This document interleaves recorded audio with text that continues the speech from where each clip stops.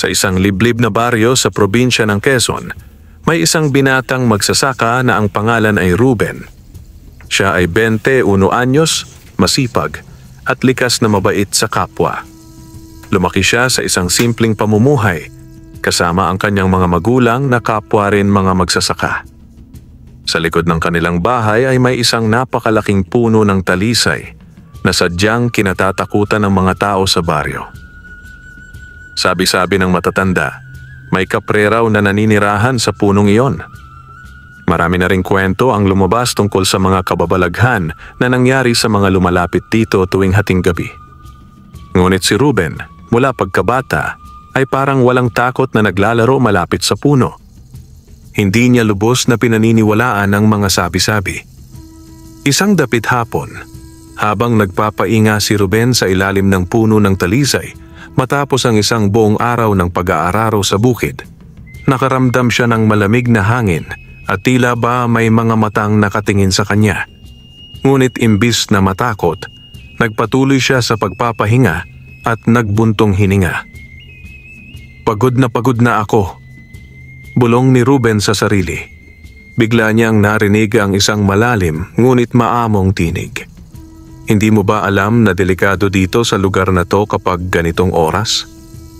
Mabilis siyang napabalikwas at naghahanap kung saan nanggaling ang tinig. Sa kanyang pagkagulat, isang napakalaking nilalang na kulay itim, may mapupungay na mata at mukhang kasing edad niya ang lumitaw mula sa likod ng puno. "Huwag kang matakot," sabi ng nilalang. "Ako si Kael, nakatira ako sa punong ito." Nanlaki ang mga mata ni Ruben. "Ikaw ba ang kapre na sinasabi ng mga matatanda?" Tumango si Kael. "Oo, pero hindi lahat ng kapre ay masama. Matagal na kitang pinapanood, Ruben. Masipag ka at mabait. Kaya nga naisip ko, gusto kitang maging kaibigan." Nagatubili si Ruben sa simula, pero sa mga sumunod na araw ay nasanay siyang makita si Kael. Madalas siyang dalawin nito tuwing hapon kapag natatapos na ang trabaho niya sa bukid. Sa bawat pagkikita nila, mas lalo nilang nakilala ang isa't isa. Si Kael ay mahilig magkwento tungkol sa mga lihim ng kagubatan, habang si Ruben naman ay nagbabahagi ng mga kwento tungkol sa buhay tao. Isang araw, nagkasakit ang ama ni Ruben at kinakailangan nilang mag-ani agad para may panggastos sa ospital.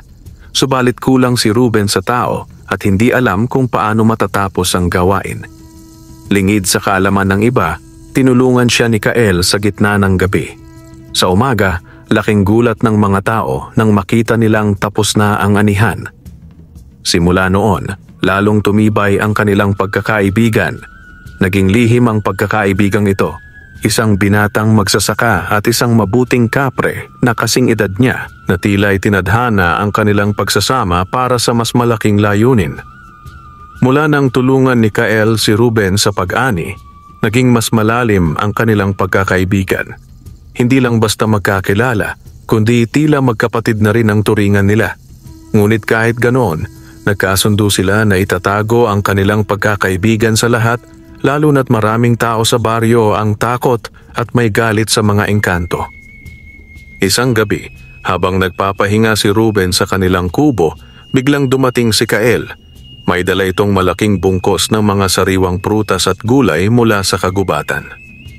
"Para sa pamilya mo," ani Kael habang inilalapag ang mga dala. Napangiti si Ruben. "Maraming salamat, Kael. Laking tulong nito sa amin. Pero, hindi ka ba natatakot na baka may makakita sa iyo habang papunta rito?" Umiling si Kael. "Sanay na akong magkubli. Isa pa, gusto ko ring makabawi sa kabutihan mo." Dahil dito, naging madalas ang pagdalaw ni Kael, hindi lamang para magdala ng pagkain, kundi para rin tulungan si Ruben sa mga gawain sa bukid kapag gabi. Sa bawat gabi na lumilipas, lalo nilang napapansin na tila may kakaibang kilos ang mga hayop sa paligid. May mga gabi ring tila may nagmamasid sa kanila mula sa kakahuyan.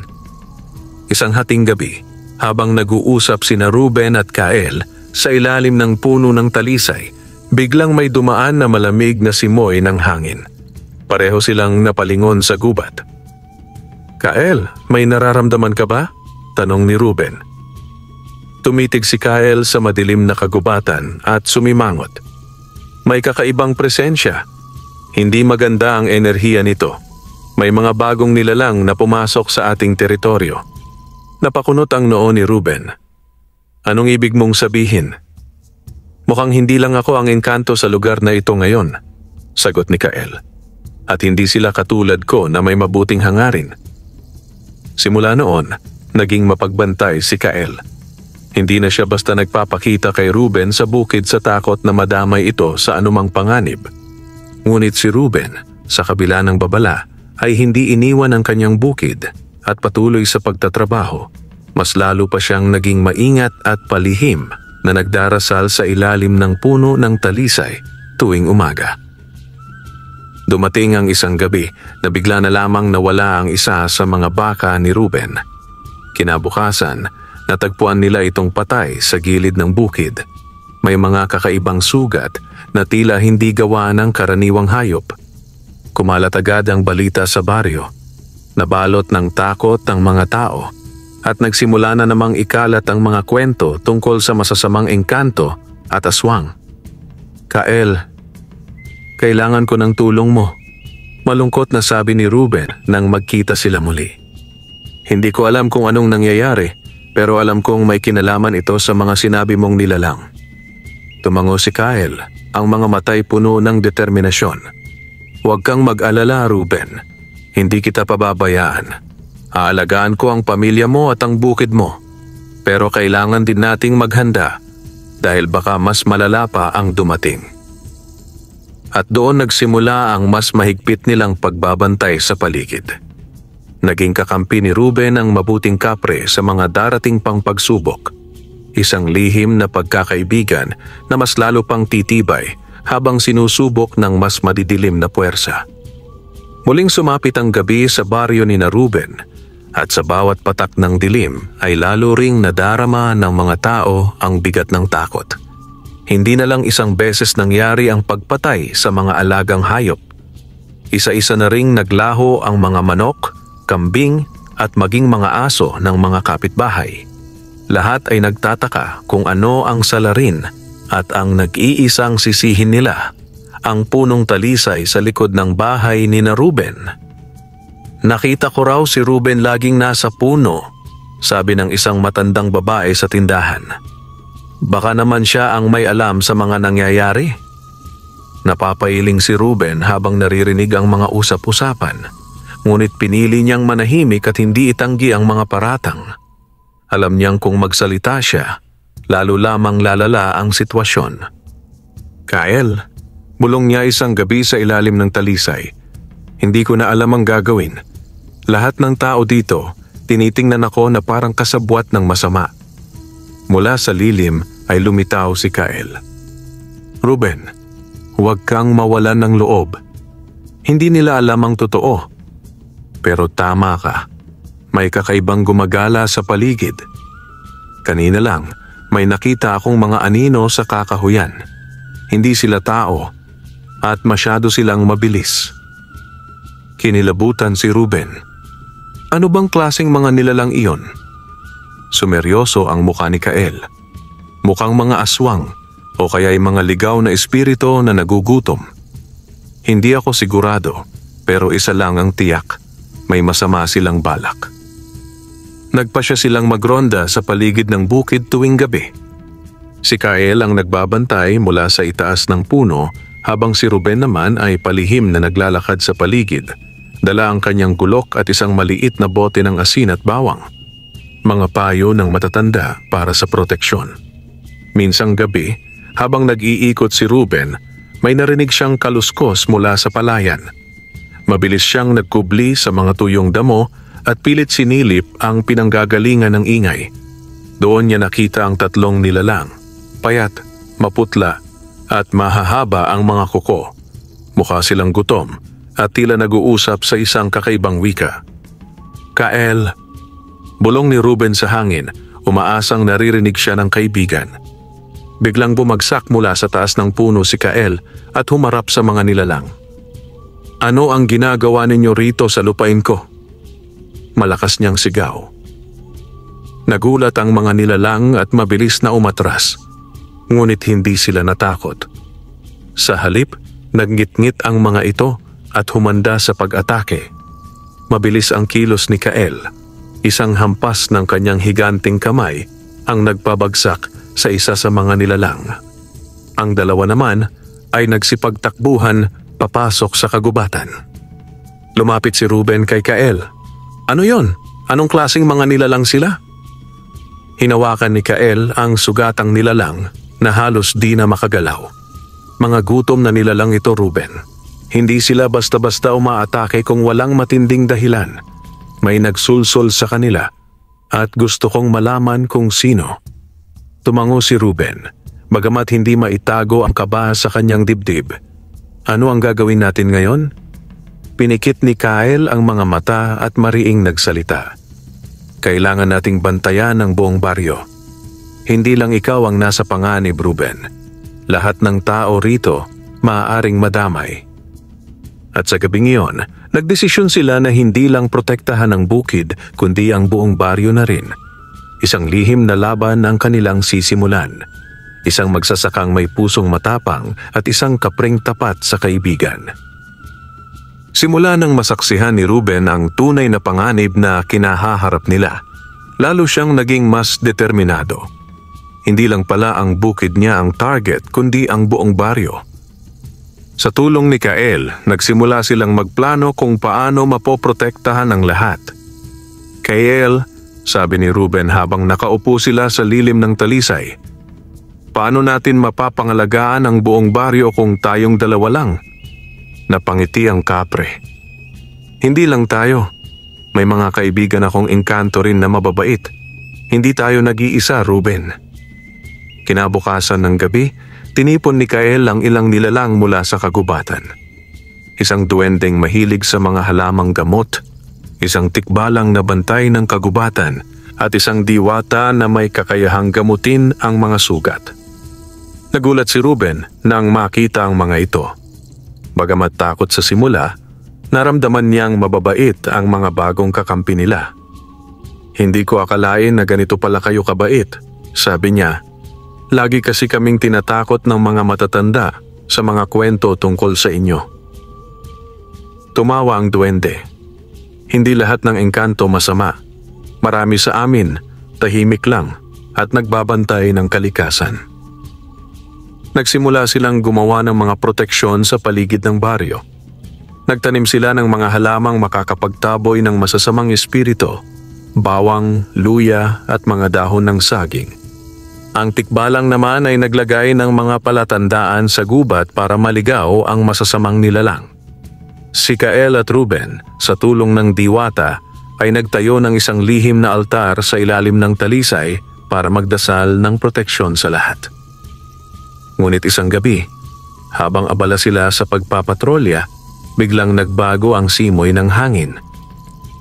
Naramdaman ni Kael ang isang matinding enerhiya na hindi niya pa naramdaman noon. "May paparating." Bulong ni Kael, ang boses ay may halong kaba. At mas malakas ito kaysa sa mga nauna. Nagtinginan ang mga engkanto at si Ruben. "Ano ang ibig mong sabihin?" tanong ng tikbalang. "Isang makapangyarihang nilalang. Hindi basta-basta ito. At mukhang may galit sa akin at sa buong baryong ito," sagot ni Kael. Tumibok ng mabilis ang puso ni Ruben. Hindi niya alam kung handa ba sila sa paparating na panganib.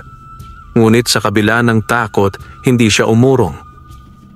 "Hinding-hindi natin hahayaang mapasama ang mga tao dito," matapang niyang sabi. Tumango si Kael. "Tama. Sa gabing ito, tayo ang magiging tunay na mga bantay ng baryo."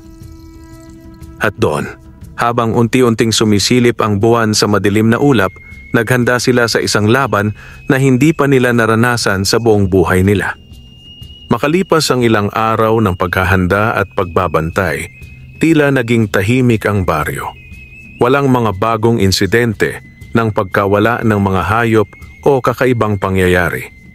Ngunit alam ni na Ruben at Kael na hindi ito nangangahulugang tapos na ang panganib. Para bang isang katahimikang naghuhudyat ng mas malakas na unos. Isang gabi, habang nagroronda si Ruben sa gilid ng kanilang bukid, napansin niyang kakaiba ang simoy ng hangin. Masyado itong malamig at tila may kasamang bulong na hindi niya maintindihan. Biglang nagliwanag ang langit. Isang malakas na kidlat ang gumuhit at kasunod nito ang isang malalim na dagundong. Tumakbo si Ruben pabalik sa puno ng talisay kung saan naghihintay si Kael. Kael, may kakaibang nangyayari. Biglang yumanig ang lupa at mula sa kagubatan ay lumabas ang isang dambuhalang nilalang na kulay itim ang balat, pulang-pula ang mga mata at may mahahabang sungay. Hindi ito mukhang ordinaryong aswang o ligaw na espiritu. Isa itong halimaw na may kakaibang lakas. Kael!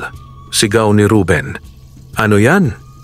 Sumigaw si Kael, ang mga matay nag-aapoy sa galit. Isa itong itim na nilalang. Isang nilalang na matagal nang nakakulong sa ilalim ng kagubatan. May nagpalaya rito at ngayon tayo ang pinupuntirya. Naglabas ng isang matinis na sigaw ang halimaw na nagpagimbal sa buong baryo. Isa-isa nang naglabasan ng mga engkanto na kakampi nila, ang duwende, ang tikbalang at ang diwata. Lahat sila'y nakaposisyon, handang ipagtanggol ang baryo. Ruben, manatili ka sa likod ko, utos ni Kael habang humaharap sa halimaw. Ngunit sa halip na sumunod, tumayo si Ruben sa tabi niya. Hawak ang gulok na pinahiran ng langis at asin. Kael, magkaibigan tayo. Hindi kita iiwan sa laban na ito, sagot ni Ruben. Ang boses ay matatag. Nagtagpo ang mga mata nila, puno ng respeto at tiwala. Handa na ba kayo? Sigaw ng diwata. At doon, nagsimula ang mabangis na laban. Sumugod si Kael. Nagpakawala ng isang malakas na suntok, ngunit nasalag ng halimaw. Lumapit ang tikbalang at duwende para tumulong, habang ang diwata naman ay nagsimula ng dasal para palakasin ang kanilang depensa. Si Ruben, bagamat tao lamang, ay walang takot na sinugod ang halimaw at tinaga ang isa nitong hita. Napaungal sa sakit ang nilalang at sinubukang dagitin si Ruben, ngunit maagap na dumating si Kael at tinabig siya. Ruben, kailangan nating maging matalino, hindi pwedeng puro lakas lang. Sigaw ni Kael habang sumisilip sa mga galaw ng kaaway. Habang patuloy ang laban, napansin ni Ruben na tila nanghihina ang halimaw kapag tinatamaan sa likod. Kael, sa likod niya, doon siya mahina. Sigaw niya. Agad silang nagplano habang hinaharap ni Kael at nang tikbalang ang halimaw mula sa harap, palihim namang umikot si Ruben at ang duwende sa likod. Sa isang malakas na tagpo, tinaga ni Ruben ang likod ng nilalang habang ang duwende naman ay nagbato ng mahiwagang pulbos. Umungal ng ubod lakas ang halimaw na yanig ang paligid at unti-unting nanghina hanggang sa tuluyang bumagsak sa lupa, humihingal at tila nawalan ng lakas. Huminga ng malalim si Ruben habang pinagmamasdan ang pagbagsak ng kalaban. Lumingon siya kay Kael na ngayon ay bahagyang sugatan ngunit nakangiti. Panandali ang katahimikan lang ito, Ruben, sabi ni Kael. Marami pa tayong haharapin, pero ngayong gabi, nagtagumpay tayo. Tumango si Ruben. Basta magkasama tayo, kakayanin natin lahat. At sa ilalim ng liwanag ng buwan, sabay nilang tiningnan ang katahimikan ng baryo, isang gabing puno ng tapang, pagkakaibigan at tagumpay. Makalipas ang laban sa itim na nilalang, muling bumalik sa katahimikan ng baryo. Ngunit hindi pa rin kampante si Ruben at Kael. Alam nilang may mas malalim pang dahilan kung bakit biglang sumulpot ang mga makapangyarihang halimaw. Para bang may nag-uudyok sa mga ito mula sa kadiliman. Isang araw, habang naglilinis si Ruben sa kanilang lumang bodega, aksidente niyang natisod ang isang kahon na puno ng alikabok. Pagkabukas niya rito, nakita niya ang isang luma at makapal na aklat na may kakaibang mga simbolo. Mabilis niyang tinawag si Kael para tingnan iyon.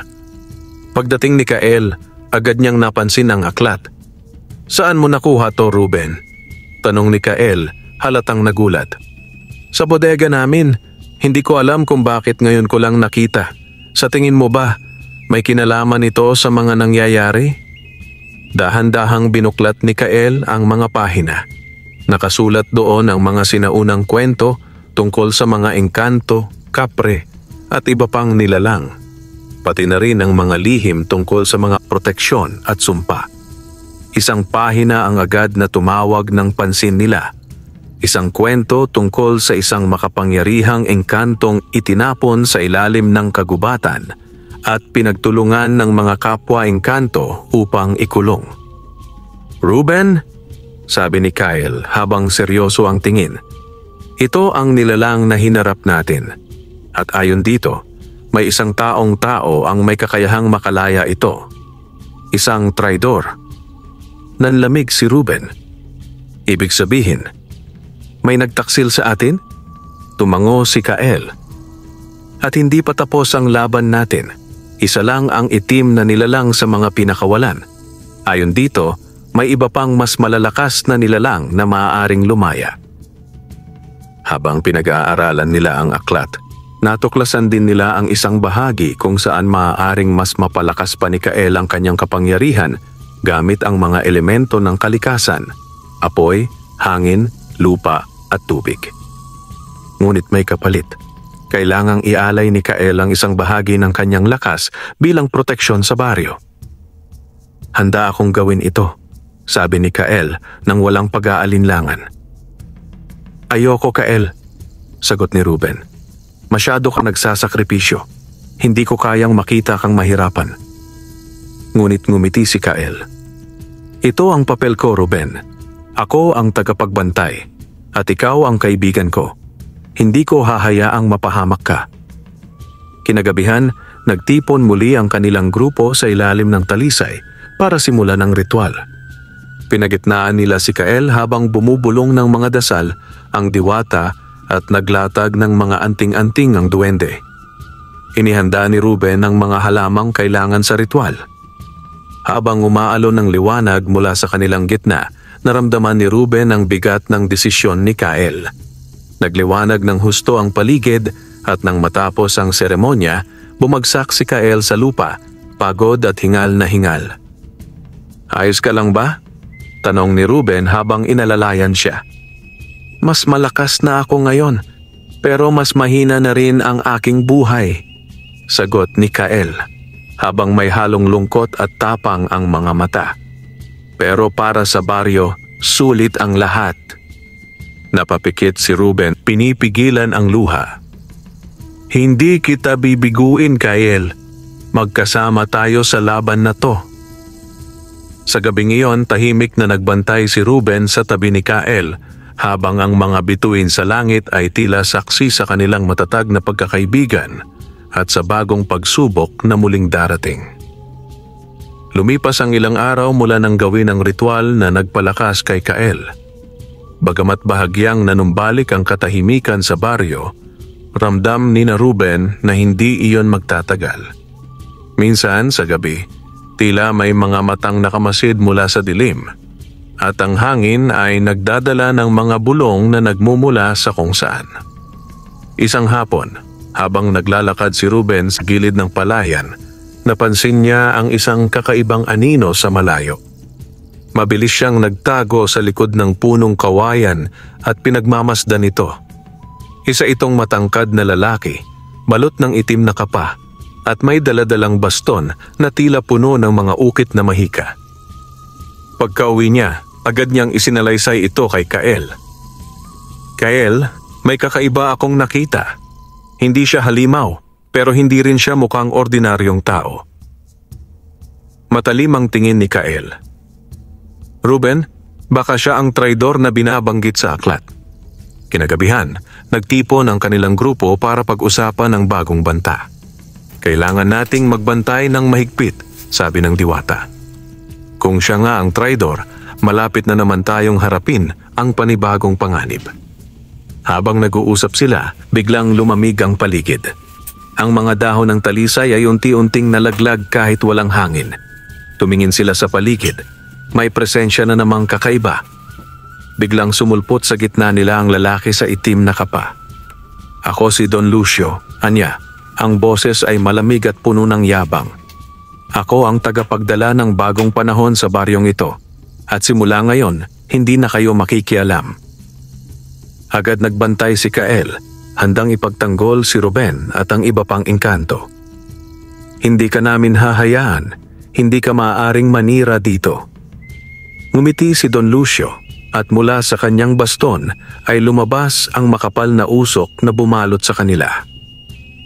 Hindi pa ito ang oras ng ating tunggalian, sabi niya. Pero maghanda kayo dahil babalik ako.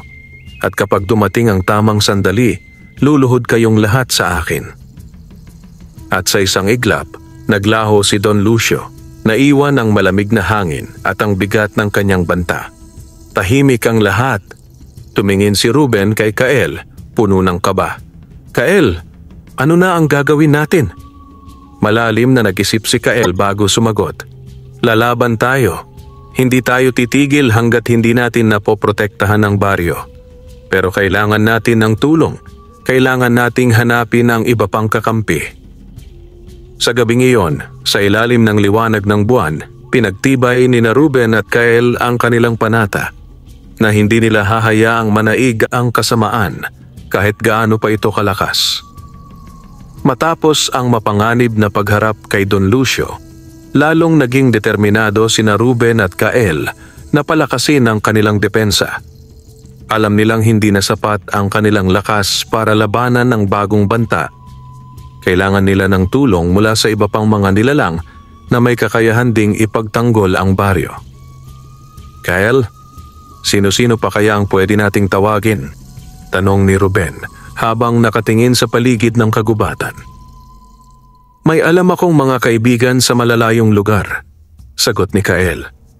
May isang dambuhalang tikbalang sa silangang bahagi ng kagubatan at isang sirena sa lawa sa kabilang baryo. Pareho silang may mabuting puso at handang tumulong kung maayos nating hihilingin. Agad silang nagpasya na unang puntahan ang tikbalang na si Turo. Madilim na nang makarating sila sa silangan. Tahimik ang paligid, tanging mga kuliglig at ihip ng hangin ang maririnig. Sa gitna ng kagubatan, nakita nila ang isang malaking kuweba na may mga yapak ng kabayo sa paligid. Kael, nandito kaya siya? Tanong ni Ruben habang kinakabahan. Biglang lumabas ang dambuhalang tikbalang na may pulang mga mata ngunit maamong mukha. Kael, Ruben, bakit kayo narito? Tanong ni Turo. Ipinaliwanag ni Kael ang sitwasyon at ang panganib na dala ni Don Lucio. Napakunot noo si Turo. Matagal ko nang naririnig ang pangalan niyang Don Lucio. Isa siyang makapangyarihang mambabarang na pinatalsik ng mga engkanto noon pa man. Kung bumalik siya, mahirap siyang talunin. Tutulong ka ba sa amin, Turo? Tanong ni Ruben. Tumango si Turo. Oo, para sa kapayapaan ng lahat, lalaban ako. Matapos nilang makuha ang pangako ni Turo, nagtungo naman sila sa lawa sa kabilang baryo. Dumating sila sa gilid ng tubig at tinawag ang sirena. Ilang saglit lang, umangat mula sa tubig ang magandang sirenang si Amara. May mahabang buhok at makinang na buntot. Ano ang kailangan ninyo? Tanong ni Amara. Muling ipinaliwanag ni Kael ang banta. Tahimik lang si Amara habang nakikinig, tapos ay nagsalita. Ang kapayapaan ng tubig ay nakasalalay sa katahimikan ng lupa. Tutulong ako. Tawagin ninyo ako kapag kailangan. Mas gumaan ang pakiramdam ni Ruben at Kael. Salamat, Amara. Malaking tulong ka sa amin. Pagbalik nila sa baryo, inipon nila ang buong grupo para ihanda ang plano ng depensa. Ang diwata, ang duwende at ang bagong mga kakampi ay nagsanib puwersa. Alam nilang paparating na ang oras ng pagsubok, ngunit sa puso nila may pag-asa na. Kyle, sabi ni Ruben, kahit gaano pa kalaki ang laban natin, basta magkasama tayo, kakayanin natin. Ngumiti si Kyle at tumango. Tama ka, Ruben. Hindi tayo basta-basta matitinag. Sa gabing iyon, sa ilalim ng bituin, nagtipon-tipon ang mga tagapagtanggol ng baryo, handang harapin ang anumang pagsubok na darating. Ilang araw matapos nilang mabuo ang alyansa, dumating ang gabi na kanilang kinatatakutan. Ang buwan ay kulay dugo at ang hangin ay mabigat, tila nagbabadya ng masama. Nakatayo sa gitna ng baryo sina Ruben, Kyle, Turo, Amara at ang iba pang nilalang na handang sumabak sa laban. Handa na ba tayong lahat? Tanong ni Kyle sa mahigpit na tinig. Handang-handa, sagot ni Turo habang hawak ang isang makapal na kawayan na nagsisilbing armas. Basta't tawagin mo lang ako mula sa tubig, darating ako agad, ani Amara bago muling sumisid sa lawa upang magbantay mula roon. Hindi pa man lumilipas ang isang oras, nag-umpisang marinig nila ang mga kaluskos mula sa kakahuyan. Isa-isang lumitaw ang mga nilalang na kahalintulad ng mga anino, mga nilalang ni Don Lucio. May mga malaking itim na aso na may pulang mata, mga nilalang na parang tao pero baluktot ang anyo, at mga multong palutang-lutang sa hangin. Mga tagapaglingkod ko, isang sigaw ang umalingaw-ngaw. Lumingon sila at nakita si Don Lucio. Nakatayo sa mataas na bato, hawak ang kanyang baston na kumikislap sa dilim. Sugod! Kunin ang baryong ito! Hindi kami papayag! Sigaw ni Ruben habang hawak ang tabak na binigay ng diwata sa kanya. Sumiklab ang labanan. Humarap si Kyle sa mga itim na aso. Tinamaan niya ang mga ito gamit ang kanyang higanting kamao. Si Turo naman ay bumangga sa mga nilalang na parang tao. Ang kanyang lakas ay walang kapantay. Ang mga multo ay sinabuyan ni Amara ng tubig mula sa lawa na may halong mahika. Agad silang nawala sa hangin. Si Ruben, bagamat tao lamang, ay lumaban din. Ginamit niya ang tabak upang putulin ang mga sumpang tanikala na ibinabato sa kanya ng mga kalaban. Lakas loob siyang sumigaw, para sa baryo natin. Habang patuloy ang labanan, napansin ni Ruben si Don Lucio na nakatingin lang mula sa malayo, tila may hinihintay. Biglang lumindol ng bahagya at mula sa lupa ay lumabas ang isang dambuhalang nilalang. Isang halimaw na pinaghalo ang katawan ng ahas at kalabaw. Ngayon niyo mararamdaman ang tunay na kapangyarihan ko, sigaw ni Don Lucio. Nagkatinginan sina Ruben at Kyle. Kyle, paano natin tatalunin yan? Tanong ni Ruben, habol ang hininga. Hindi tayo susuko, sagot ni Kyle. Tatawagin natin si Amara at pagsasamahin natin ang lahat ng lakas natin. Lumapit si Turo at nagsabing, sama-sama nating harapin to. Nagsanib puwersa sila sa harap ng dambuhalang halimaw. Habang si Kyle at Turo ay humaharang sa mga atake, si Ruben ay tumawag kay Amara mula sa lawa. Hindi nagtagal, bumalot ang malaking alon sa paligid ng halimaw at unti-unting nagkaroon sila ng pagkakataong makaganti. Ngunit alam nilang hindi pa tapos ang laban. Ang halimaw ay biglang nagbagong anyo, mas naging malaki at mas mabangis. Humigpit ang hawak ni Ruben sa kanyang tabak. Kyle, ngayon natin ipakita ang tunay na tapang natin. Tumango si Kyle. Para sa baryo, para sa lahat. At muling sumiklab ang labanan sa ilalim ng dugo ang buwan, habang ang kapalaran ng kanilang baryo ay nakabitin sa alanganin. Ang buong baryo ay balot ng takot at kaba habang patuloy ang sagupaan. Ang dambuhalang halimaw na nilikha ni Don Lucio ay mas naging mabangis. Ang kanyang katawan ay tila bakal sa tibay, at bawat hampas nito ay nagpapayanig sa lupa.